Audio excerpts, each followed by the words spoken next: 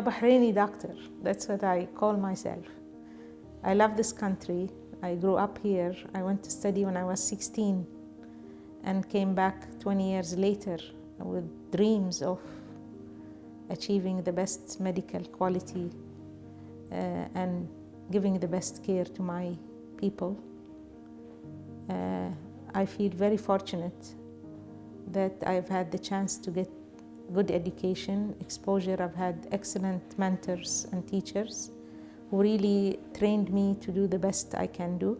And I'm very thankful that my parents, to begin with, were highly encouraging to their daughters and to their children in general, but specifically to their daughters, to achieve the highest level of education and fulfill their potential. And when I came back to Bahrain in 1986, after 20 years of being abroad, studying and teaching in the United States, I felt there was a need for me to set a different level of healthcare, to try to teach young generation of doctors and leave a lasting effect on the level of medical care. So I'm very proud to say that I've been involved with the Arabian Gulf University, where I taught for 5 years, and now have graduates of high quality all over the country and in the region as well.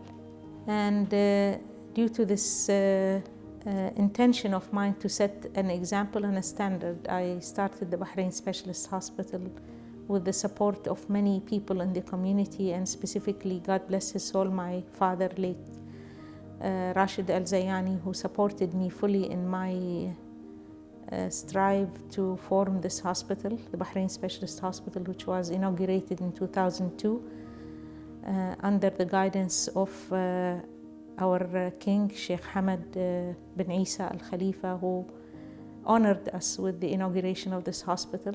And ever since, this hospital has been set to keep the highest standards. So we are JCI accredited for the 3rd time and preparing for the 4th accreditation. This is the first hospital in Bahrain to receive American accreditation of level of healthcare.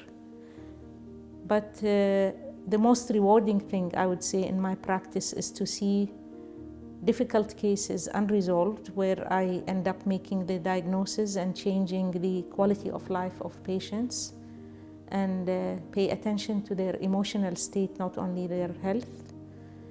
I get very involved in their healthcare, but also in their social and psychological well-being. And I feel very rewarded that I could do that I could affect their quality of life and their happiness in general. And I strive to also make this hospital an example of how healthcare should be given. My dream is to make this hospital a teaching hospital in the future, because I want to involve the younger Bahrainis and the younger medical graduates in the quality of healthcare, as well as in research and producing data from our area. So due to this, from 1986 till now, I have kept digital medical records on every patient I have seen, and I have now thousands of medical records for review.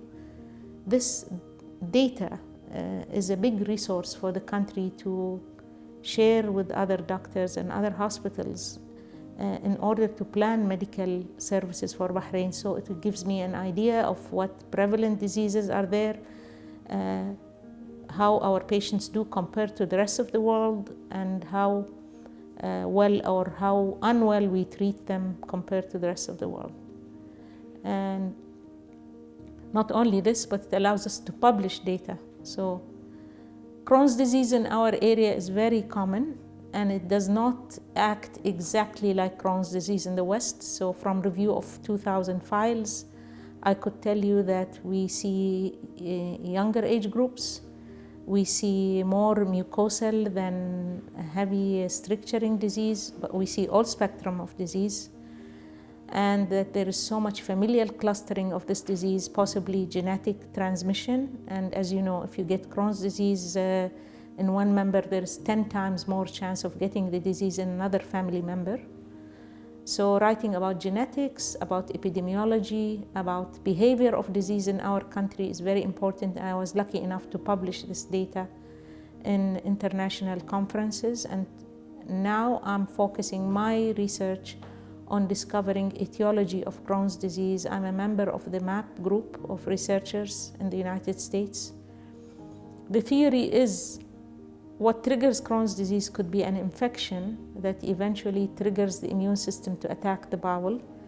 And since we have a perfect animal model of this disease in cattle and sheep, a disease called Johannes disease, which is identical in its histology and its behavior to human disease, it's theorized that infection transmitted from cattle to the human through milk or milk products may be the initial trigger of this inflammatory process happening, which becomes a chronic indolent disease similarly in cattle as in humans.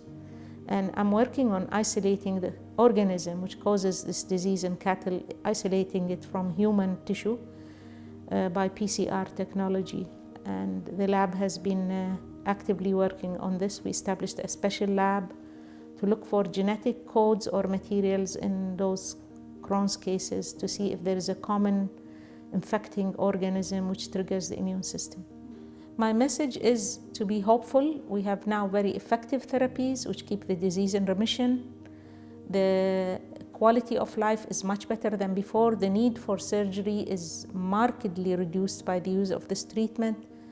I advise them to seek help early in their symptoms, to get diagnosis early, to stick to their therapy, and to keep good nutrition and avoid any behavior like smoking or use of unnecessary pain medication which may exacerbate their disease.